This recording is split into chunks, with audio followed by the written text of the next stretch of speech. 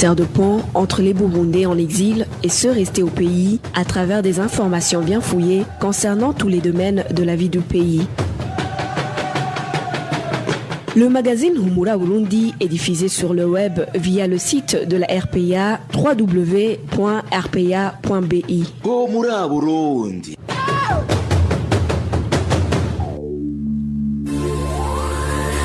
À la présentation, Nadège Irakoze.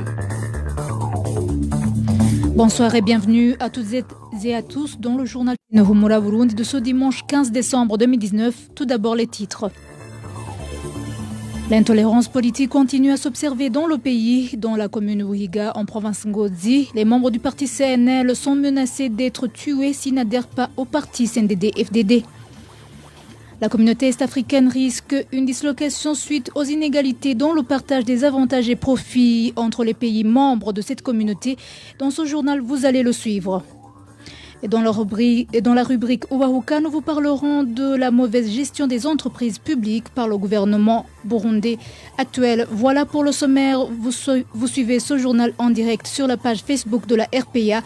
À la cabine de son Fabrice Ndimurukundo et Mesteve Niyungeko assure la prise d'image.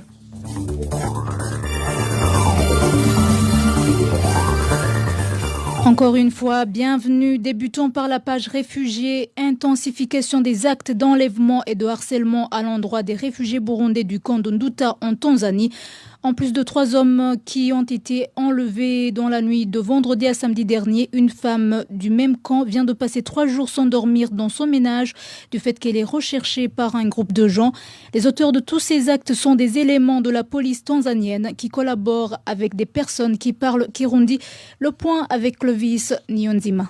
Les auteurs des enlèvements perpétrés contre les réfugiés ces derniers jours agissent pendant la nuit. Certains viennent à bord des véhicules, tandis que d'autres se déplacent à moto. Arrivés au domicile de la cible, ils forcent la porte en entrant.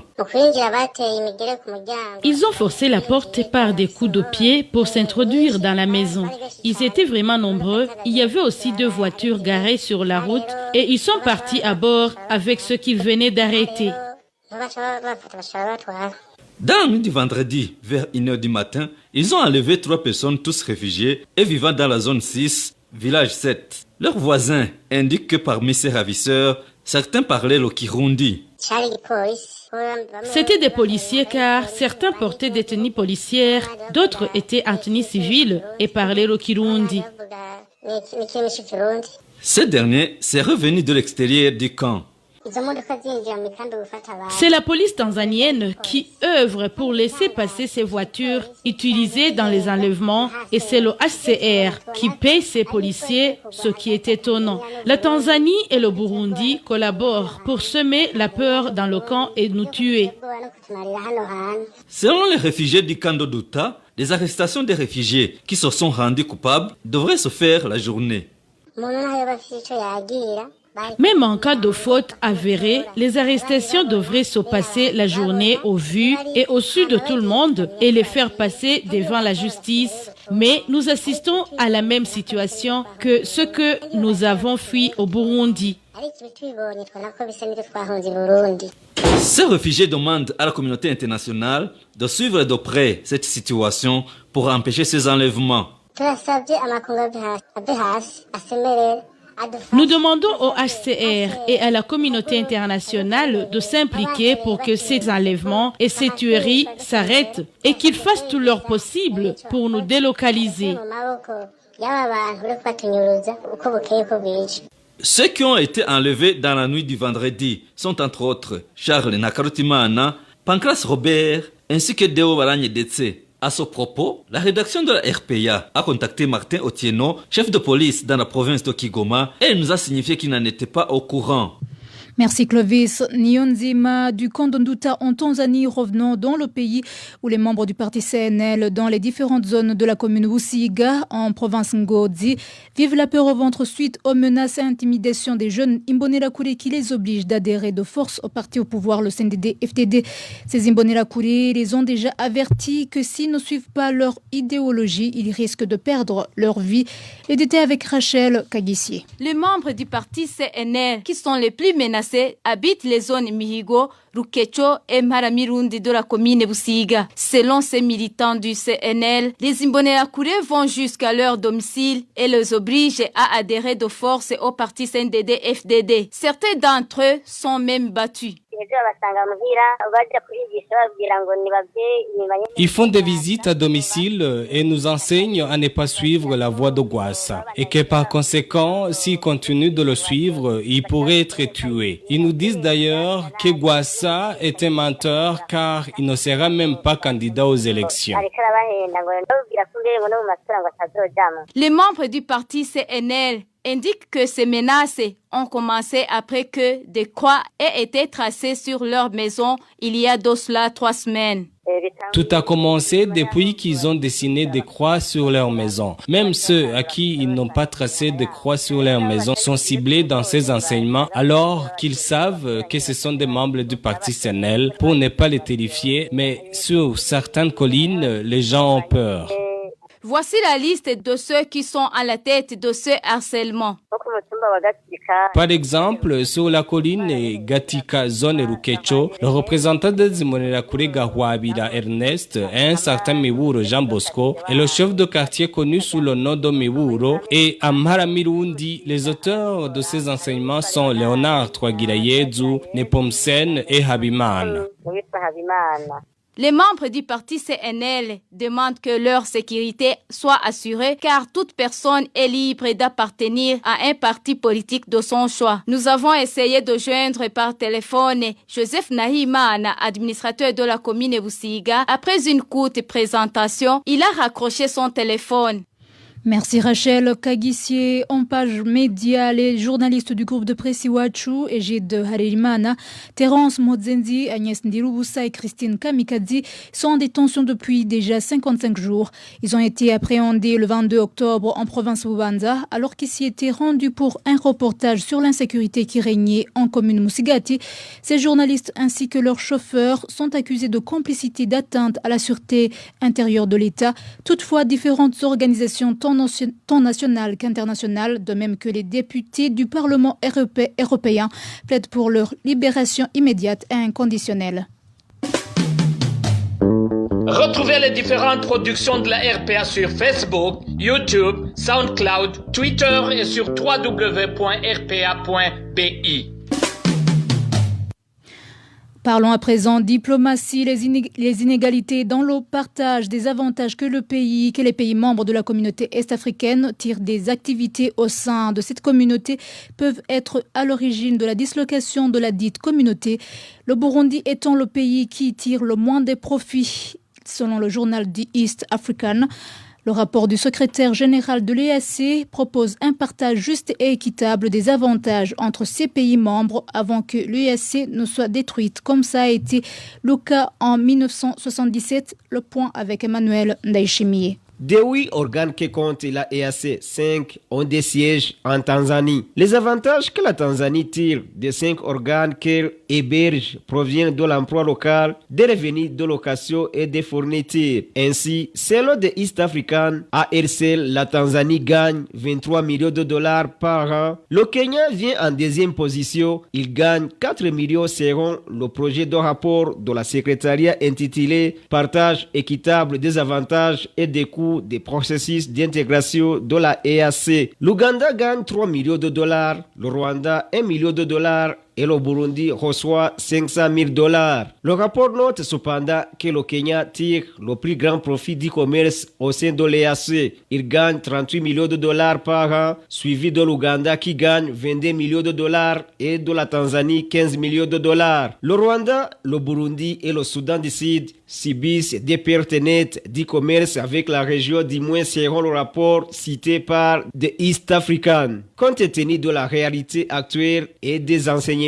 tirés de l'ancienne communauté de la EAC qui s'est effondrée principalement en raison d'une part inégale des avantages, note le rapport, il est nécessaire de partager les coûts et les avantages d'une manière juste et équitable pour la durabilité de la communauté de la EAC pour qu'il génère beaucoup plus d'avantages que des coûts, précise le projet de rapport du secrétariat de la EAC cité par The East African. L'EAC, initialement composée de la Tanzanie, du Kenya et de l'Ouganda, a été dissoute en 1976, après que la Tanzanie, alors socialiste, s'est plainte que le Kenya capitaliste bénéficie plus que les deux autres partenaires. Merci Emmanuel Ndaïchimi. En page société, les habitants de la capitale de Gitega déplorent le manque d'infrastructures sanitaires dans les enceintes de différentes juridictions de la province Gitega. Ces habitants indiquent que s'ils viennent demander un service auprès de ces juridictions, ils ne trouvent pas de latrines et sont obligés d'aller se soulager derrière les murs des locaux de ces juridictions. Ils craignent d'attraper des maladies liées au manque d'hygiène. Si rien n'est fait dans les plus brefs délais. Le point avec Marie-Ange Ilakodze. Il y a 5 juridictions dans la capitale de Gitega, à savoir le tribunal de résidence, le tribunal grande instance, le tribunal du travail, la cour d'appel et la cour administrative. Il y a aussi 2 parquets, le parquet de Gitega et le parquet général près la cour d'appel de Gitega. Selon notre source à Gitega, sur ces 5 juridictions et 2 parquets situés à Gitega, il n'y a aucune infrastructure sanitaire disponible pour les citoyens qui viennent se présenter à ces juridictions. Ces mêmes informations font savoir qu'il y a seulement des toilettes qui sont à l'intérieur des locaux de ces juridictions, mais qui sont réservées uniquement au personnel, donc inaccessibles aux autres citoyens. La situation se présente ainsi alors que ces informations indiquent que beaucoup de gens provenant de différentes communes de la province Gitega ainsi que des autres provinces de Karusi, Luyigi et Changuzo sont très nombreux, surtout pendant les jours de procès. Tous ces gens n'ont pas d'endroit où se soulager en cas de besoin et certains sont obligés de se soulager derrière les locaux de ces juridictions. Le personnel travaillant au sein de ces cours et tribunaux ainsi que les citoyens déplorent l'insalubrité ainsi que les odeurs nauséabondes se trouvant dans ces lieux et demandent à l'administration de Gitega de faire tout son possible pour que ces infrastructures sanitaires soient construites le plus tôt possible. Place maintenant à la rubrique Uwahuka. Les entreprises publiques sont à majorité agonisantes aujourd'hui. Au pouvoir depuis bientôt 15 ans, le régime CNDD-FDD n'applique pas une bonne gestion de ces entreprises selon certains citoyens. La politisation de la chose publique et la vision contestée du leadership au sommet du pays sont parmi les causes de cet échec évoqué par les intervenants de cette rubrique Uwahuka. À la présentation, Inès Gakiza.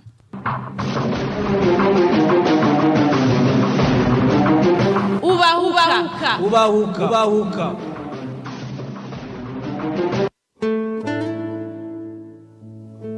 Presque toutes les entreprises publiques de Burundi se portent mal aujourd'hui.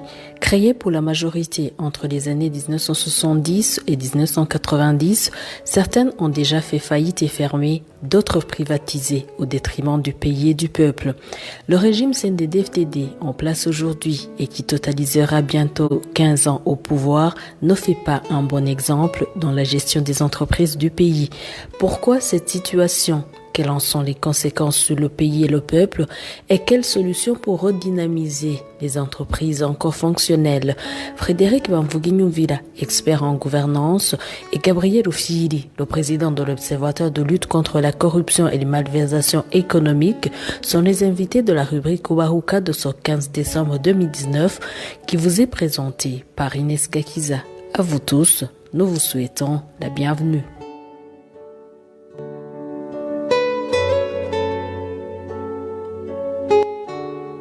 Le Burundi a eu à une certaine période plusieurs entreprises offrant des services, des secteurs variés de la vie du pays.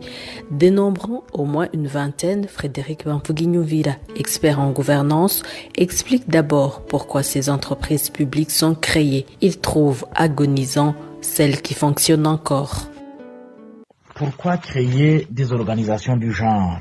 Les sociétés publiques ou les sociétés à participation publique ou les établissements publics, ce sont des organisations qui ont la mission de fournir aux populations les services sociaux vitaux nécessitant de gros investissements comme l'eau, comme l'électricité, le transport, l'habillement et j'en passe. Et pourquoi il est créé? Il est créé pour qu'il puisse offrir à la population des services qui coûtent très cher à la population s'ils étaient offerts par une entreprise privée. Pour ce qui est de notre pays, nous devons quand même reconnaître que il y a eu beaucoup de choses qui ont été organisées, des entreprises qui ont été créées dans l'histoire. Alors maintenant, la santé de ces entreprises, bien sûr, il y en a qui ont fermé. Il y a la Lona, on n'en parlait plus. Il y a la Burundi, on n'en parlait plus. L'Air Burundi a fermé en 2007. Donc, ce sont des entreprises pratiquement qui n'existent plus. Il y en a d'autres et d'autres qui sont en mauvaise santé.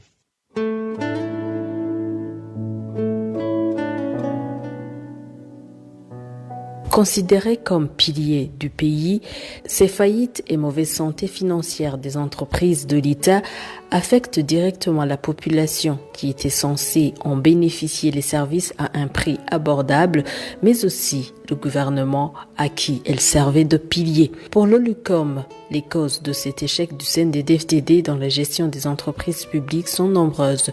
Gabriel Ofili, président de l'OLUCOM, cite entre autres la politisation des dites entreprises et la mauvaise économie du pays ces 5 dernières années a empiré la situation, juge-t-il.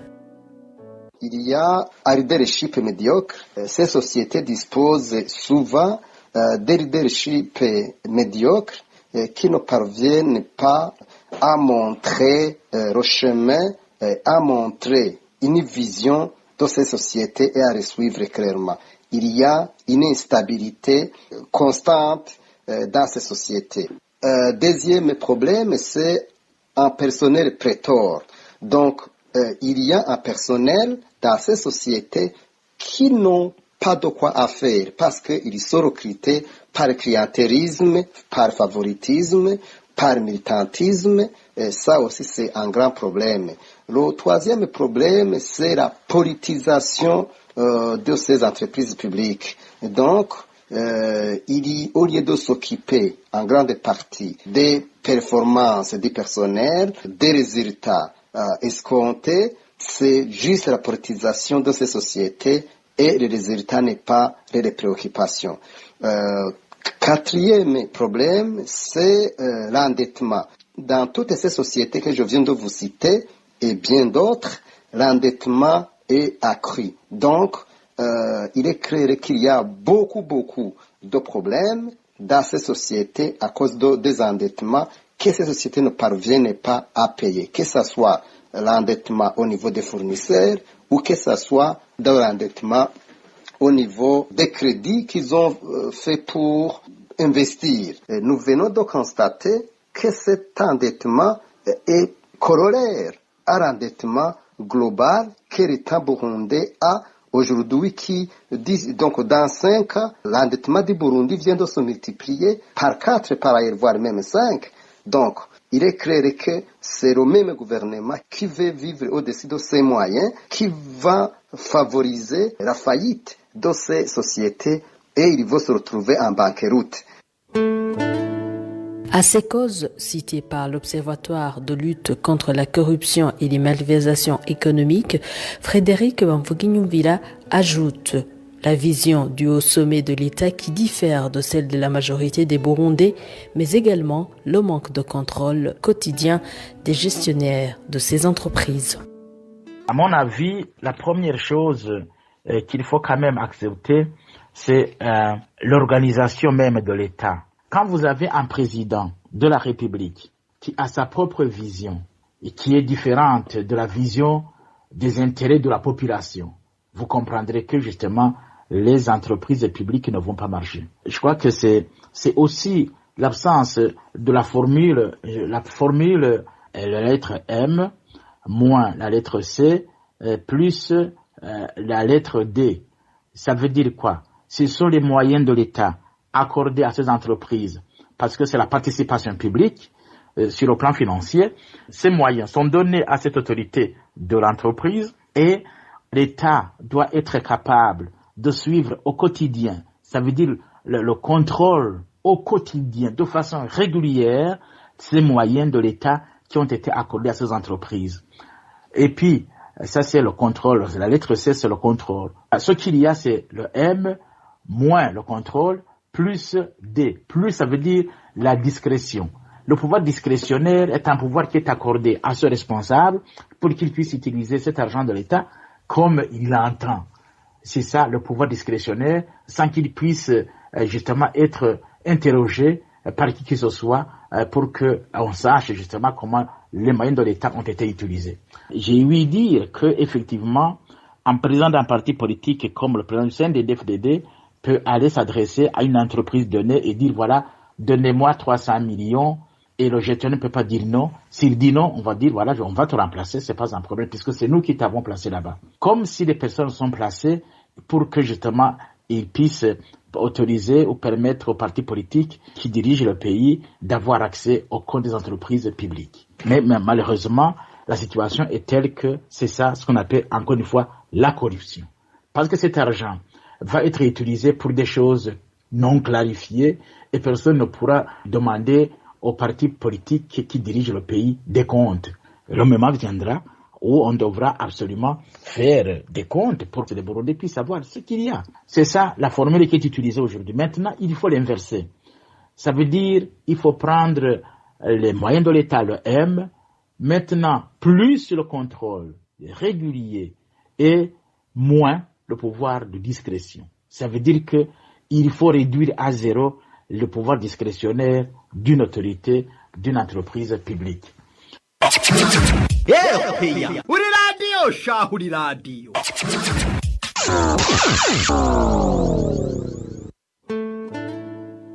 Comme solution à cette triste situation, le président de l'OLUCOM appelle au strict respect des lois en vigueur au Burundi. Nous pensons qu'il est plus qu'urgent que les normes de bonne gouvernance soient établies dans ces sociétés publiques parce que c'est ça le vrai problème, que ce soit au niveau du leadership ou que ce soit au niveau de la gestion administrative et financière de ces sociétés. Il suffit seulement d'établir des normes de gouvernance et les suivre à la lettre, tout ira mieux. Même son de cloche du côté de l'expert en gouvernance, Bamvuguinho Villa souligne toutefois que tant que la crise politique en cours n'est pas résolue, même le problème de ces entreprises ne sera pas résolu. D'abord, il faut rester collé au cadre légal de ces organisations. Éviter justement les politiques de mauvaise orientation en gestion des entreprises et sociétés à participation publique. Il faut l'éviter à tout prix. Enfin, il faut régler toutes les pesanteurs politiques qui alimentent la crise politique burundaise. Aujourd'hui, on chemine aveuglément vers les élections. Cependant, il y a environ 1 million de Burundais qui est toujours à l'extérieur, ce qui est incompréhensible. Ça, c'est la première chose. La deuxième chose, nous avons aujourd'hui sur le terrain l'insécurité qui commence à se faire sentir. Ce sont des problèmes qui sont posés. Nous avons des politiciens qui sont toujours à l'extérieur. Ce sont des problèmes qui sont posés. La société civile qui est à l'extérieur. Ce sont des questions posées. Qu'il y a un cadre pour justement réduire ces pesanteurs-là, politiques qui alimentent des problèmes, cette crise, une crise justement qui fait perpétuer la situation présente que vivent les entreprises. Ça veut dire que si cette situation perdurait, alors les entreprises courent la faillite et par conséquent, comme ce sont des piliers de l'État, c'est l'État burundais aussi qui risque de la faillite. Merci. Et voilà, c'est sur ce point de vue de Frédéric Bamvuguinho Villa, expert en gestion, qui fut également premier vice-président de la République, que nous clôturons la rubrique Wahuka qui revenait sur l'état des lieux des entreprises publiques, leur gestion sous le régime CNDD-FDD. Un régime, comme vous l'avez entendu, n'a pas été côté bon. Merci aux intervenants et à vous tous qui nous suivez. À la prochaine.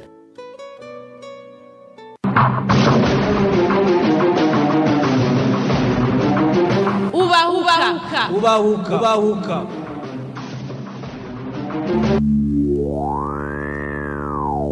Merci à toi Inès Gakidza et voilà fidèles auditeurs, c'est la fin de cette édition. Merci de nous avoir suivis. Merci à toute l'équipe rédactionnelle sans oublier l'équipe technique. À la présentation vous étiez avec Nadège Irakodze. Excellente soirée à tous. C'était le magazine Humura Burundi. Un magazine comprend pour relier les Burundais en exil et ceux toujours au pays à travers une information de qualité.